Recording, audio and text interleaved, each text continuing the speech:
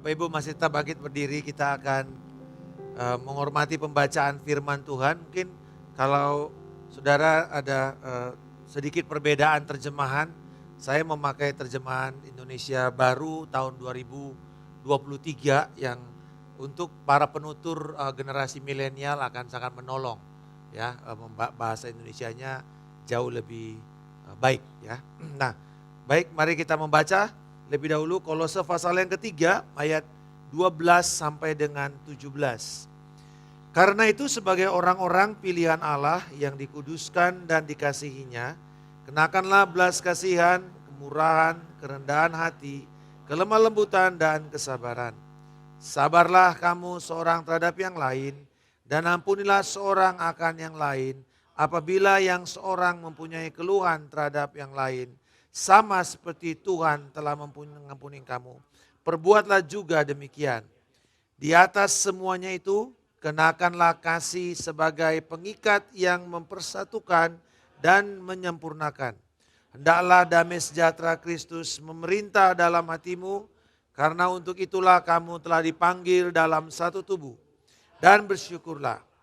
Hendaklah perkataan Kristus tinggal dengan limpahnya di antara kamu, sehingga kamu dengan segala hikmat mengajar dan menegur seorang akan yang lain, dan sambil menyanyikan mazmur, puji-pujian dan nyanyian rohani, kamu mengucap syukur kepada Allah di dalam hatimu.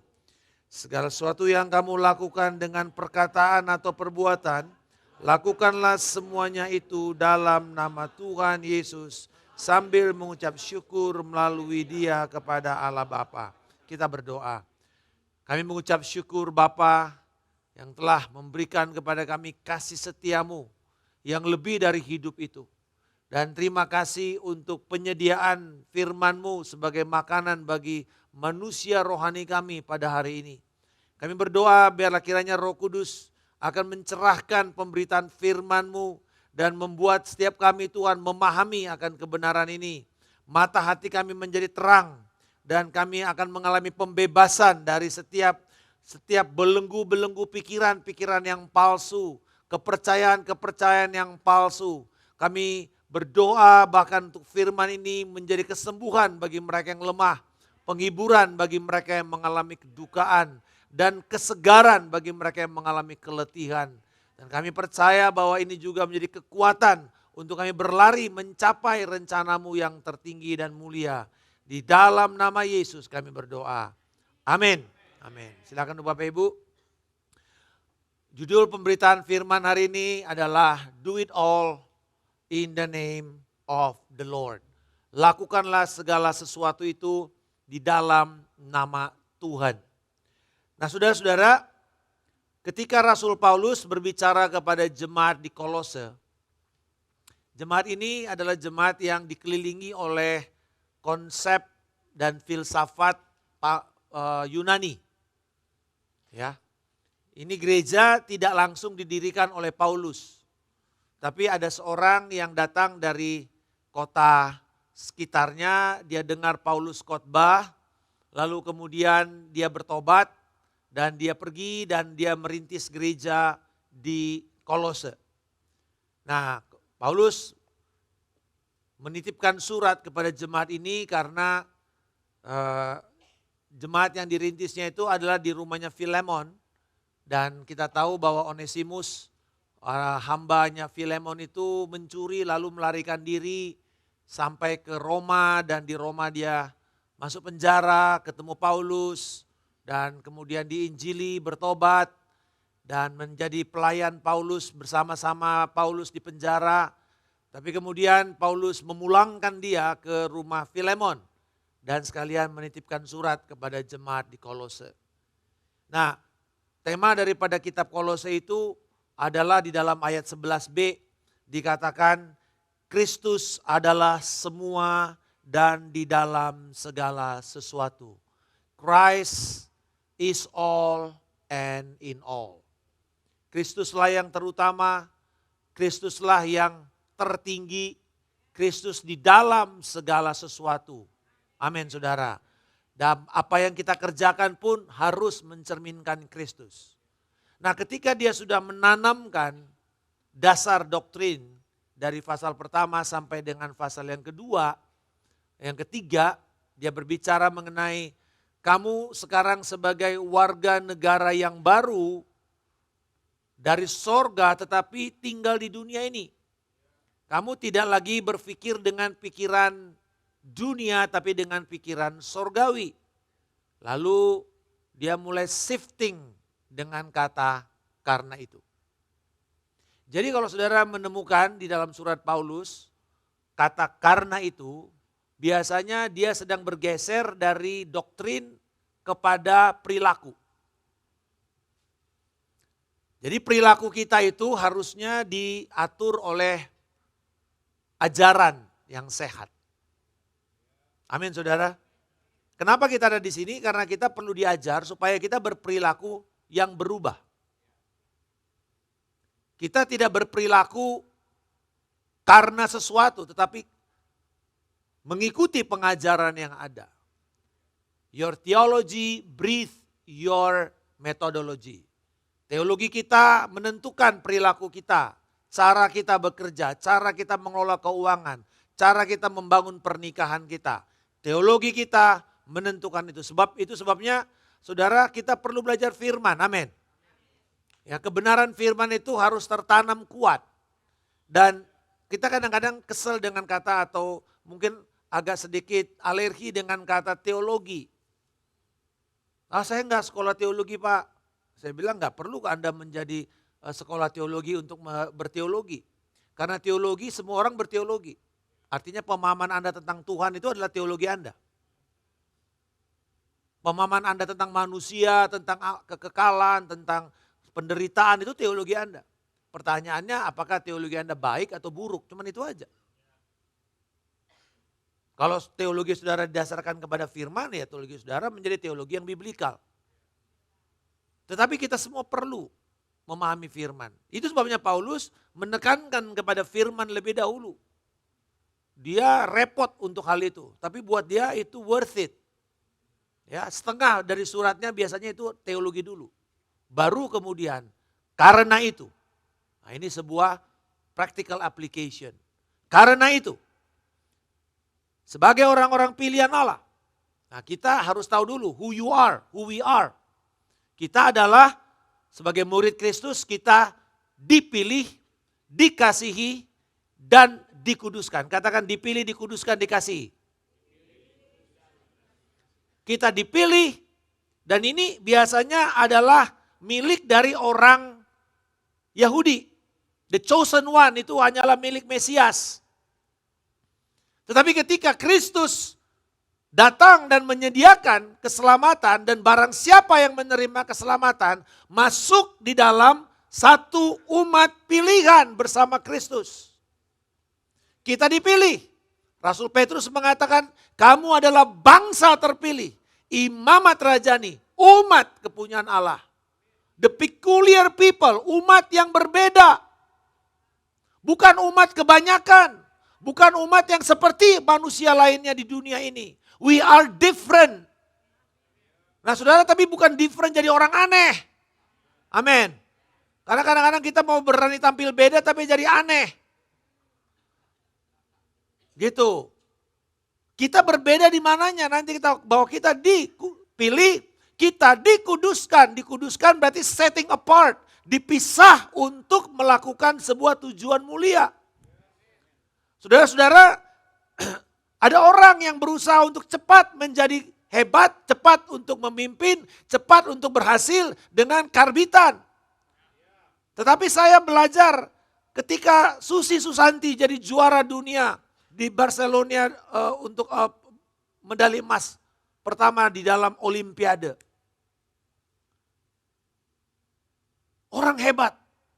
Tapi Susi Susanti tidak menjadi juara dunia atau Olimpiade begitu saja. Atau karena bapaknya pengurus PBSI. Bukan. Atau bapaknya pejabat yang bisa mempengaruhi supaya Susanti ikut Olimpiade lalu dia juara dunia. Enggak. Dia juara All England 2 kali dulu. Which is itu adalah sebuah pertandingan bergengsi untuk badminton dunia. Sebelum badminton masuk di dalam cabang Olimpiade. Dan tahu saudara bahwa Susanti harus meninggalkan masa mudanya. Di mana pada umur 15 tahun dia sudah masuk pelatnas. Saya pernah menjadi chaplain di pelatnas di sekolah Ragunan. Itu Mia Udina, ya sekarang yang udah beberapa ini, itu masih SMP direkrut. Ya, Pak Rudi Hartono waktu itu punya hati di Jaya Raya. Lalu kemudian ada satu orang teman saya sekarang dia di Belanda namanya Seno. Dulu pemain bulu tangkis Belanda nasional, lalu dia pulang dan dia punya hati untuk melihat anak-anak remaja. Dan kita rekrut dan saya sana membina mereka, berdoa, melayani. Anak-anak remaja umur 13-14 tahun masuk di dalam camp Ragunan. Untung mereka nggak loncat ke samping saudara. Dan terpencil. Hidup setiap hari di asrama. Dan mereka di sini orang-orang dipilih, dipanggil dari seluruh Indonesia. Ada camp yang untuk bulu tangkis, ada camp yang ada cabang sport yang lain, ada sepak bola, ada tenis meja, ada tenis. Dan ada lari, atletik. Dan mereka ini semua anak-anak umur 15, 14, 13 tahun. Dan mereka harus mengorbankan masa muda mereka. Enggak seperti rekan-rekan mereka yang lain. Yang hura-hura. Dan kemudian mereka yang berdisiplin, mereka yang berhasil. Ada banyak yang tidak berhasil karena mereka akhirnya merasa bahwa aduh sayang aku masih muda, aku kepengenan seperti teman-teman yang lain. Tetapi saudara, orang-orang yang menyadari ini, they are setting apart.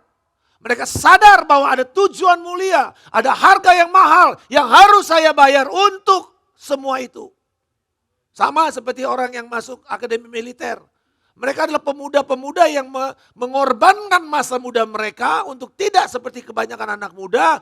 Karena mereka mengabdi kepada negara dan untuk sesuatu yang tidak semua orang bisa lakukan. Saya pernah dinas militer, saya tahu. Kita dilatih kalau ada peluru, saudara bukannya lari. Tapi saudara menyongsong peluru itu.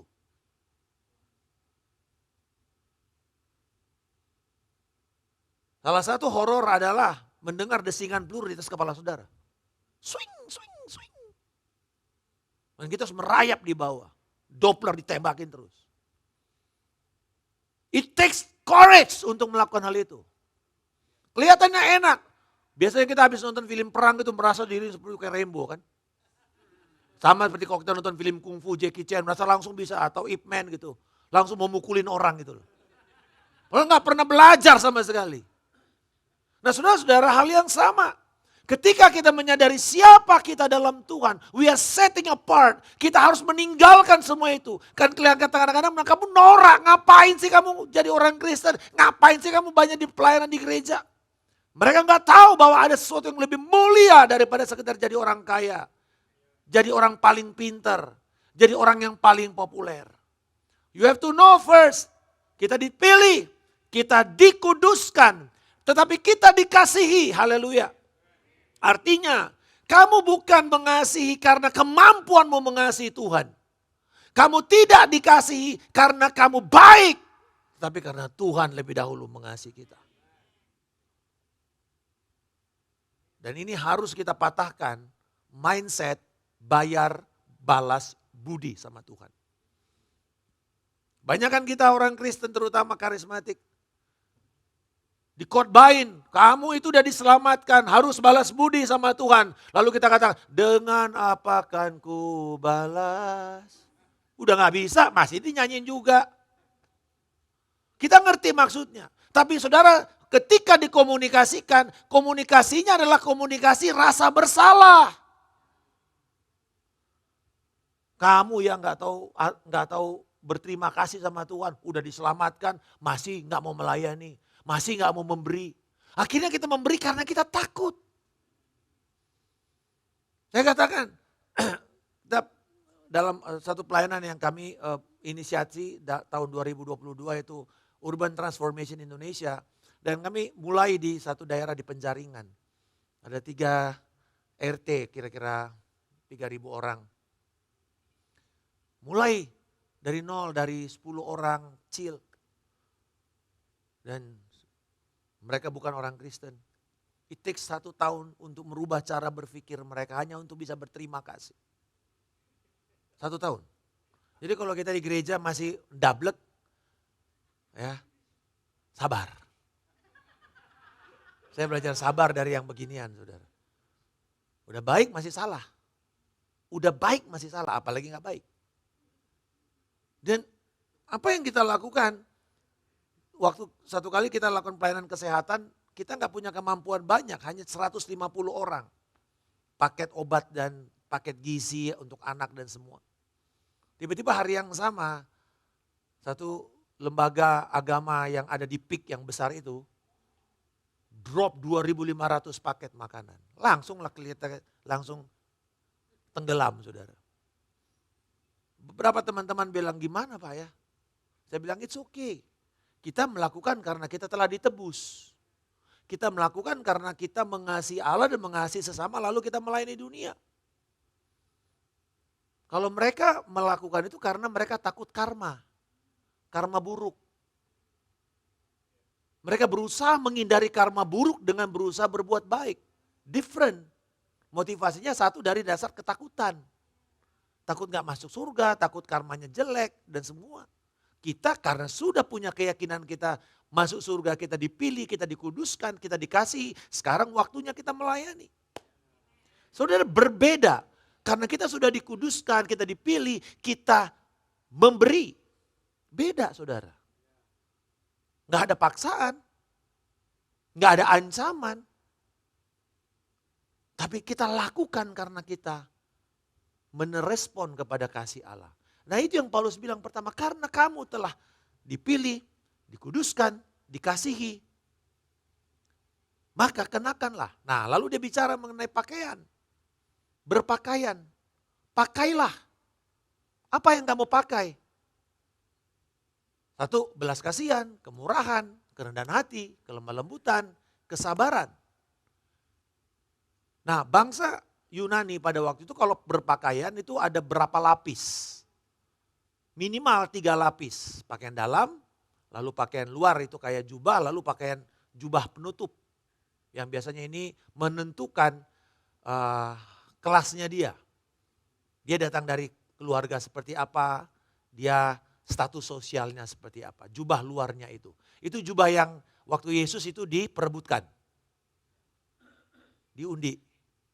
Siapa yang mau pakai jubah orang mati? Coba, ada? Pakai jas bekas orang mati, ada? Ada yang mau? Kalau itu ada, itu karena itu mahal. Kira-kira ada yang research itu 7.000 US dollar. Karena dia nggak punya jahitan. Jadi whole, penuh. Itu mahal. Itu penutupnya. Nah, saudara yang pertama dia bicara lapis bawah dulu. Yaitu apa? Kemurahan, kelemah lembutan. Ini bicara mengenai Christ likeness kepada orang lain. Bukan kepada kita. Identitas kita adalah identitas Kristus, bukan untuk diri kita. Dari 5 itu, saudara, perhatikan. Dari 5 itu, 4 itu untuk orang lain. Kelemah lembutan dan kemurahan, ini kuplet. Artinya kuplet itu harus berpadanan. Karena ini sedang berbicara mengenai menjadi sensitif kepada kebutuhan orang lain. Dan kata kemurahan itu didefinisikan, diterjemahkan dalam bahasa Latin sebagai caritas. Dia orang Katolik tahu ini, caritas, charity. The art of being a dear, itu kira-kira terjemahannya. Satu seni untuk menjadi orang yang dicintai, disayangi. Ya. Menjadi orang yang dikasihi. Dan itu perlu sebuah seni. Bahwa kita bukan disukai karena kita sekedar bagi-bagi uang. Tetapi kalau saudara tahu kenapa orang suka sama seseorang, salah satunya karena dia generous, amin. Dia suka berbagi.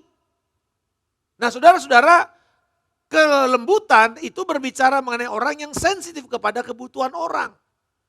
Kalau kita setiap hari, baik di kampus, di sekolah, di komunitas, di keluarga, di perkumpulan, atau mungkin di tempat pekerjaan kita, di kumpulan businessman, businesswoman. Saudara, ketika kita menjadi sensitif kepada kebutuhan orang lain, itulah caranya kita memperlihatkan kelemah lembutan.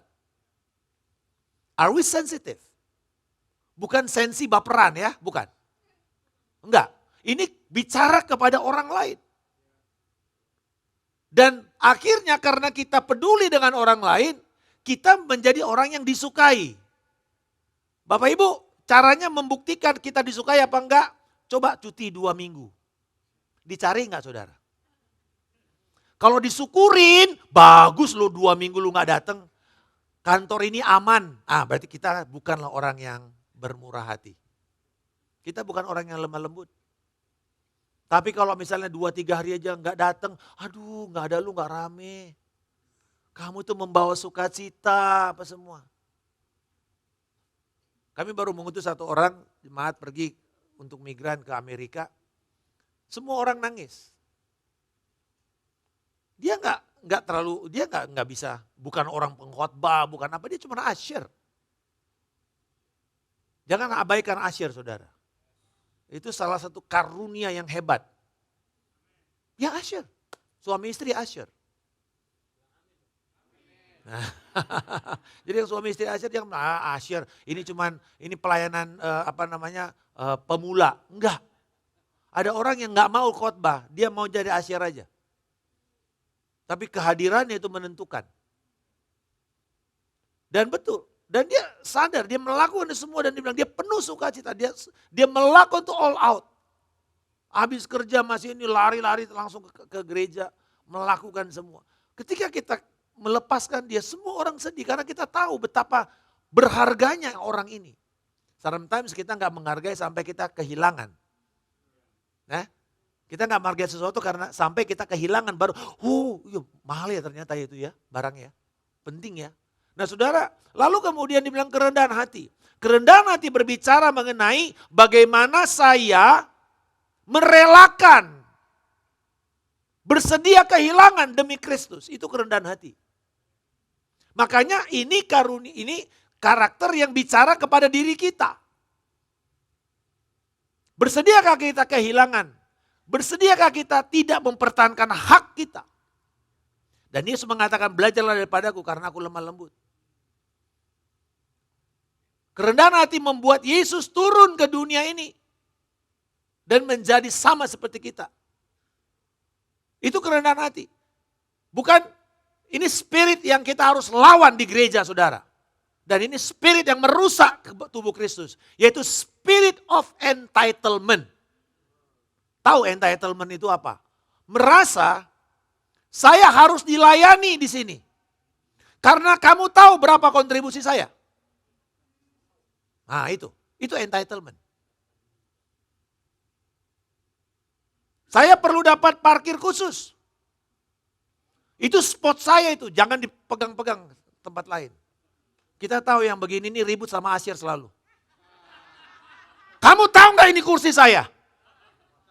Ini bukan sinagoga. Kalau sinagoga, saudara bayar kursi itu. Oh iya benar, serius. Anggota sinagoga, itu kursi saya. Gak boleh yang lain duduk, itu kursinya dia. Karena dia bayar, kayak keanggotaan golf club gitu loh. Ya, loh orang Yahudi sekalian fair. Lu bicara privilege, ada bayarannya. Kita di sini udah semuanya rela, terus merasa diri ini milik saya. Ini kursi gua. Haleluya. That's entitlement. Dan Bapak Ibu itu yang menghancurkan gereja. Saya senang di gereja ini salah satunya adalah you know how to serve.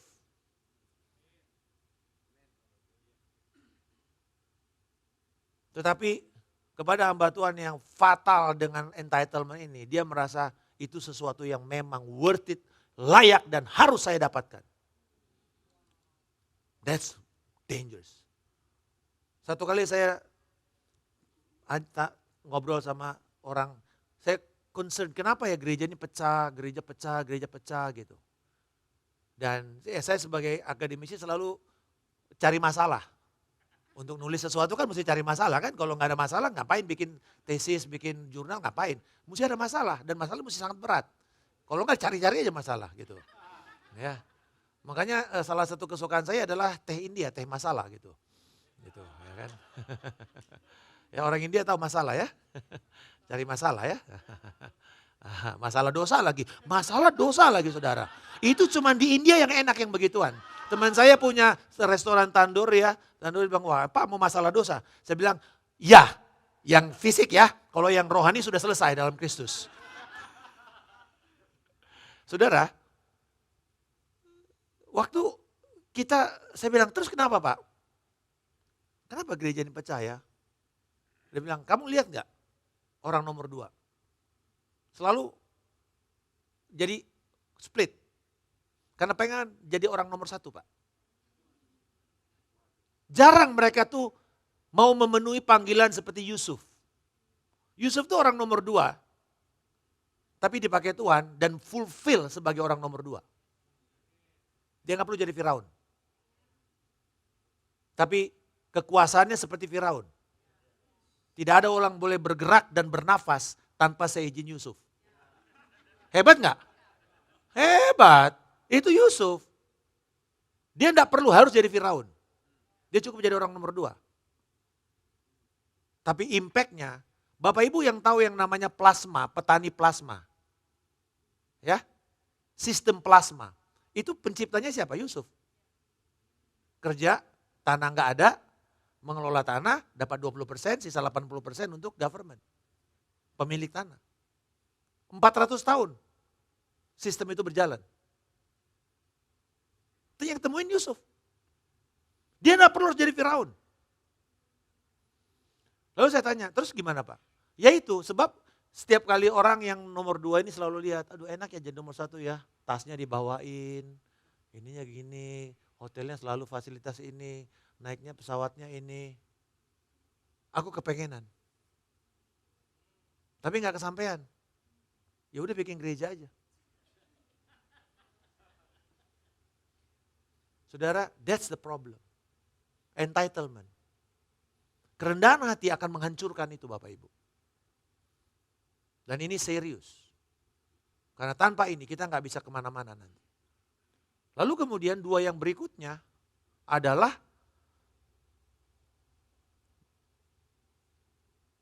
kelemah lembutan dan kesabaran. Ini berbicara mengenai bagaimana respons kita kepada hal yang buruk yang datang kepada kita.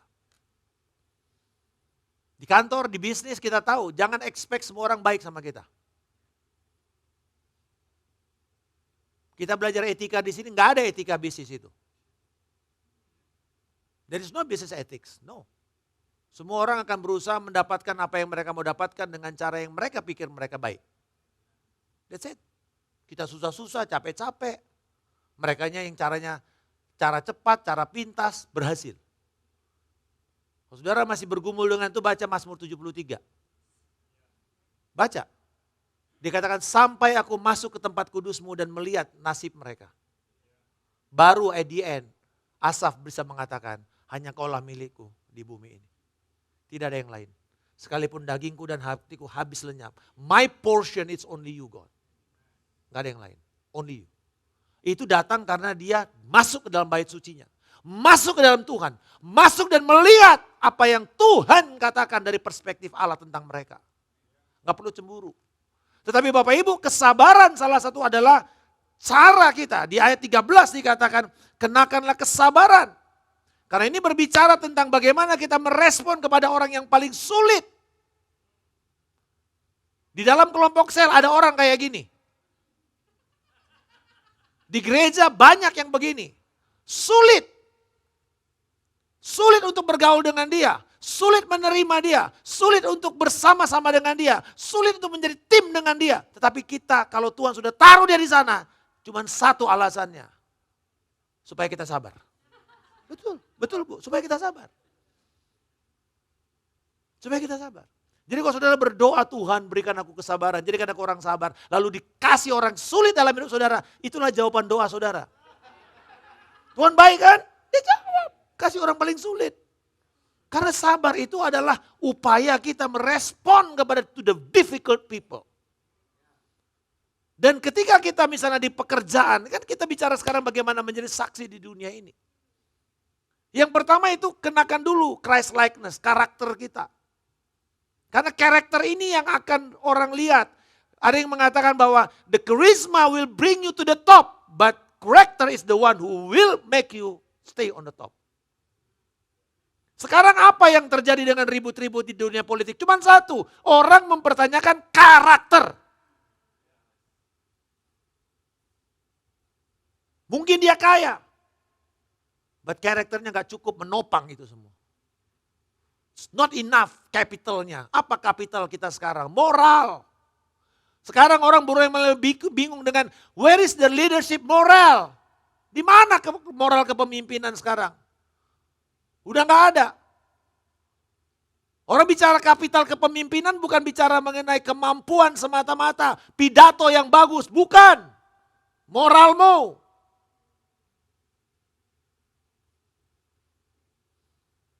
Dan puji Tuhan gereja itu tiap minggu kita diingatkan hal ini. Mengenai moral. Moral. Moral. Dan Tuhan mengatakan di dalam ayat ini kemudian dilanjutkan. Bahwa kenakanlah kasih di atas semua itu. Kenakan kasih. Jadi setelah kita pakai pakaian. Dan semua itu dikatakan untuk orang lain. Pakaian yang dalam ini. Lalu kita pakai tutup sekarang. Cover semua itu. Ikat semuanya itu. Dengan apa? Kasih. Inilah yang memperlihatkan your class. Nah itu kan kira-kira begitu. Jubah Anda ini memperlihatkan kelas Anda, status Anda. Dan statusnya cuma satu, kasih. Apa yang membuat orang tidak bisa menyangkal kekristenan? Kasih. Kok dia mau ya? Udah dimaki-maki, masih aja mengampuni. Anaknya dibunuh, masih loh diampuni. Itu luar biasa, itu cuma orang Kristen yang bisa bikin. Itu cuma Kristus yang mengubah hidup seseorang. Bayangin anaknya dibunuh, pembunuhnya diampuni, dan kemudian diangkat jadi anak. Diberi warisan. Kurang bodoh apa itu? Betul nggak?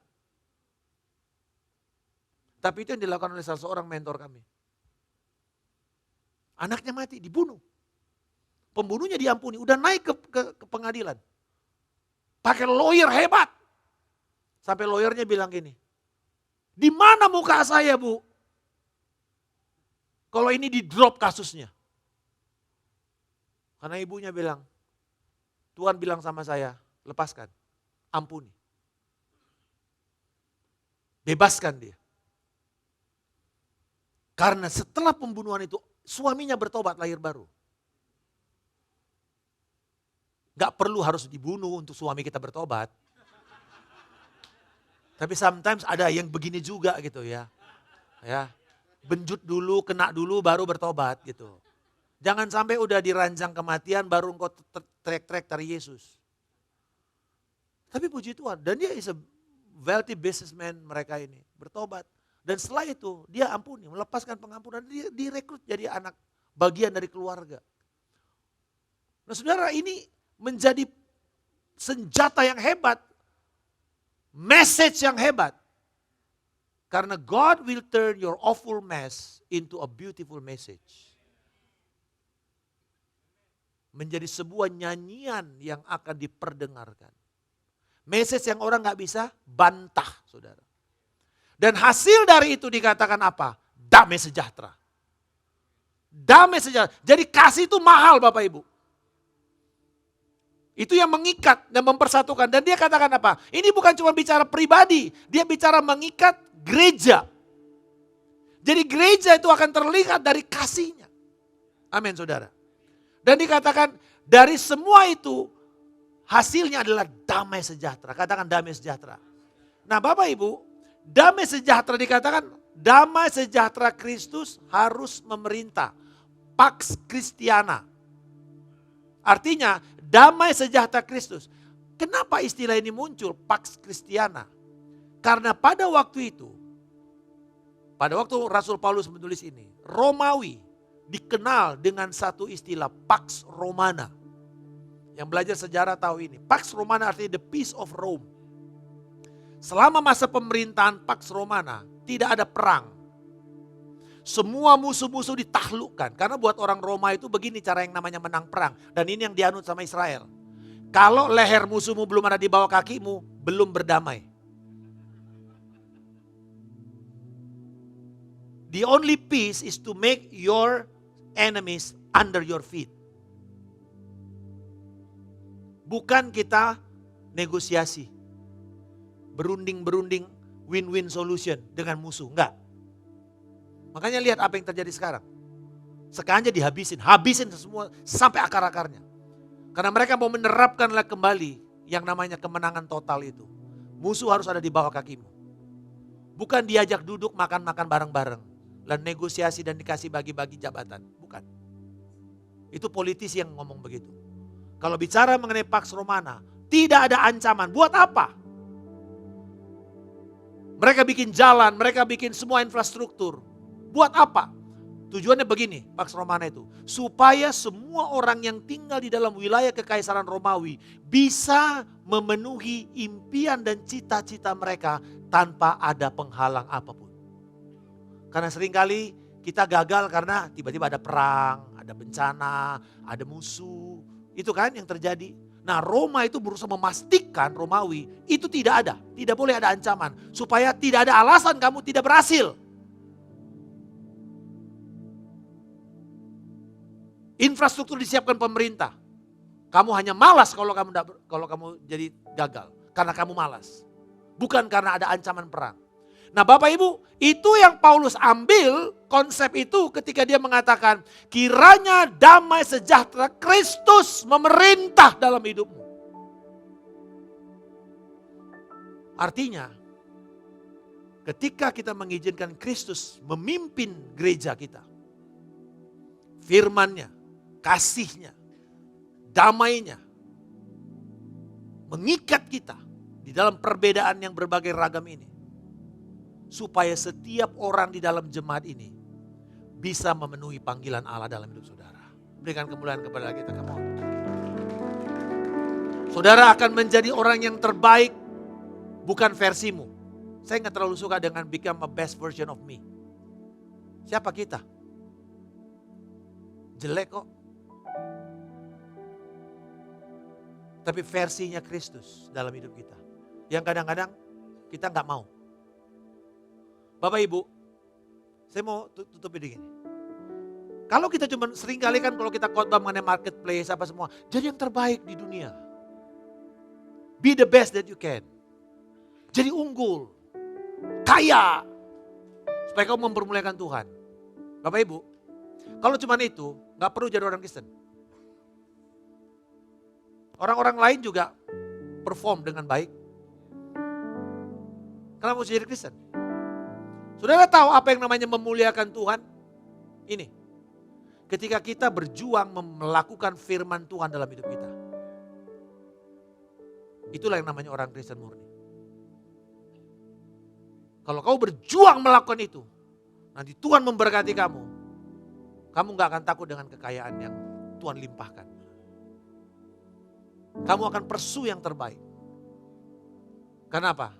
Karena Tuhan telah dan firman-Nya berkuasa dalam hidup. Karena murid-murid Kristus hanya bisa memuliakan Tuhan dengan dasar kebenaran firman. Bukan dasar yang lain. Berjuanglah melakukan firman tiap hari. Berjuang. Saya bukan orang paling pintar waktu SMA. Tapi setelah saya bertobat, saya bilang begini, Tuhan, saya berhenti nyontek. Berhenti untuk cari jalan pintas. Dan saya akan lakukan firman Tuhan. As the result, valedictorian. S1, S2, S3, valedictorian. Buat apa? Cuma satu. Saya berjuang melakukan firman. Itu cuma hasil akhir. Bukan itu tujuan saya. Tujuan saya berjuang melakukan firman. Teman-teman lain cari jalan pintas, ChatGPT, saya baca.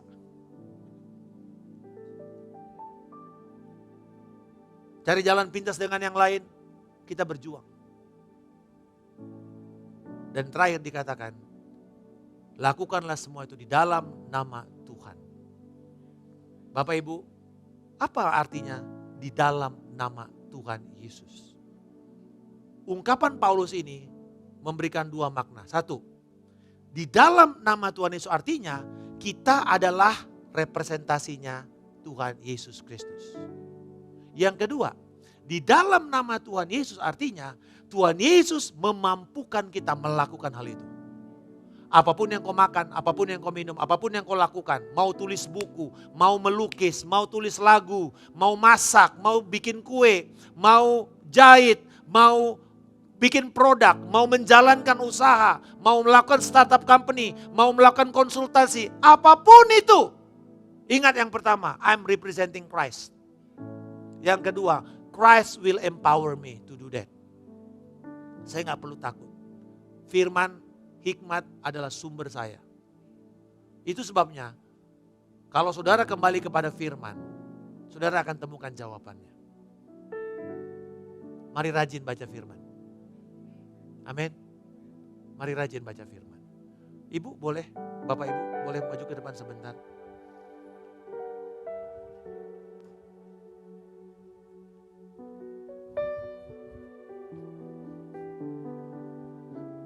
Pada waktu tadi penyembahan, Roh Kudus mengingatkan saya akan pasangan ini. Dan firman Tuhan bahwa engkau adalah orang yang berpikir strategik. Kau tidak banyak bicara, tapi pemikiranmu adalah pemikiran yang luas dan jauh. Sometimes orang berpikir, why you are so negative, melihat banyak ancaman dan ini dan itu. Tapi apa yang kau lakukan adalah engkau melihat seperti main catur 5 langkah ke depan. Bahkan engkau melihat threats, engkau melihat ada orang-orang yang mengancam. Dan engkau berjalan dengan hati-hati. Sometimes engkau dianggap lambat karena berpikir terlalu banyak pertimbangan demi pertimbangan. Tapi ketahuilah bahwa itu akan menyelamatkan begitu banyak orang. Bukan hanya keluargamu, bukan hanya apa yang kau kerjakan. Tapi akan menyelamatkan bahkan tubuh Kristus. Dan firman Tuhan berkata bahwa it's time to speak up. It's time to speak up, son. Dalam nama Tuhan Yesus Kristus. Dan Ibu, firman Tuhan mengatakan bahwa engkau ini seperti pendobrak pembuka jalan. Kamu akan datang membawa keriuhan, sukacita, sorak-sorai, kegembiraan. Dan pintu itu Tuhan buka. Nah, aku akan membuat engkau akan melihat begitu banyak orang-orang akan datang mengikuti. Berbondong-bondong, bersukacita. Saya melihat seperti Ibu jalan di belakang itu ada perempuan-perempuan yang loncat-loncat, yang kegirangan segala macam. Karena mereka mengalami kelegaan dan kelepasan. Dan firman Tuhan kata bahwa bersama engkau akan melihat. Akan begitu banyak orang-orang. Bukan hanya diselamatkan dari keputusan-keputusan yang bodoh. Keputusan yang tidak bijak. Tapi juga akan membuat mereka bersuka cita di atas apa yang mereka kerjakan. Karena itu firman Tuhan berkata, kuatkan dan teguhkanlah hatimu anakku. Sebab aku yang memanggil engkau adalah Allah yang setia. Dan akan menggenapi itu pada waktunya. Di dalam nama Tuhan Yesus Kristus. Haleluya. Bapak Ibu mari kita bangkit berdiri, kita akan berdoa. Praise you Jesus. Thank you. Tuhan, aku mengucap syukur untuk jemaat ini Tuhan. Terima kasih bahwa Engkau memanggil kami menjadi terang bagi bangsa-bangsa. Kami tahu bahwa Engkau memanggil kami seperti, saudara tahu bahwa it's menarik sekali waktu tadi kebaktian satu terakhir berdoa. Tuhan mengingatkan ini di dalam doa dari hambanya. Tiba-tiba Tuhan kasih saya gambaran tentang laron. Dan bagaimana laron itu bisa digerakkan. Hanya satu. Lampu yang satu dimatiin, lampu yang lain dihidupkan. Kita mau keluarkan laron dari rumah. Matikan lampu di rumahmu supaya dia pergi ke jalan. Dan dia akan tinggal di lampu jalan sana. Dan firman Tuhan berkata, engkau akan menggerakkan orang-orang untuk pergi dan mereka akan keluar dari terang palsu dunia ini. Gemerlap palsu dunia ini. Untuk pergi ke terang yang ajaib Kristus Tuhan. Dan engkau akan melihat dan akan membuat ketika engkau mulai mematikan cara hidup gemerlap dunia ini. Lalu pergi dan akan membuat orang-orang itu datang menuju terang. Dan engkau tahu bahwa ketika engkau mulai membawa mereka ke terang yang lebih besar itu, mereka akan terselamatkan karena mereka akan lebih lama tinggal di sana. Terang dunia pada waktunya akan redup dan habis. Tapi terang ini akan terus menerus bercahaya. Dan firman Tuhan berkata bahwa engkau akan menuntun ketika hidupmu tidak lagi seperti dunia. Dan engkau menuntun mereka, engkau akan membuat terang dunia itu tidak lagi menjadi seksi, tidak lagi menjadi begitu mengagumkan. Tapi engkau akan mulai pergi dan engkau akan mengatakan, this is the true light. Christ is the light of the world. Kristus adalah terang bagi dunia ini. Dialah terang dunia itu. Dan aku mengucap syukur Tuhan pada satu jemaatmu, bahwa kami Tuhan akan berkobar-kobar oleh karena kasih dan kebenaran firman meluap dalam hati kami. Lewat penyembahan, meluap seperti bubble up, seperti air yang mendidih. Dan mendidihlah oleh karena kebenaran, mendidihlah oleh karena kasih Allah. Dan engkau akan melihat suara yang keluar dari mulutmu adalah suara pendamaian. Dan demikianlah firman Tuhan kepada tim musik. Tuhan mengatakan kepada engkau, this is the time that you will voice out the new song, kata Tuhan. Lagu yang datang dari gereja ini, lagu yang akan membawa orang kepada perubahan cara berpikir. Lagu yang akan membawa orang mencintai pekerjaan Tuhan sampai kepada bangsa-bangsa. Lagu yang akan membuat that you will go out of your limitation. Pergi kepada limitless calling of God. Panggilan yang tidak dibatasi. Komitmen yang tanpa batas akan engkau lakukan. Dan ada lagu-lagu yang akan kau keluarkan dalam 2024. Dan lagu itu akan mendorong orang-orang untuk mengatakan, I want to be in that part. Aku mau di sana. Aku mau di sana. Aku mau ikut barisan ini. Aku mau ikut barisan ini. Di dalam nama Yesus. Haleluya. Amin.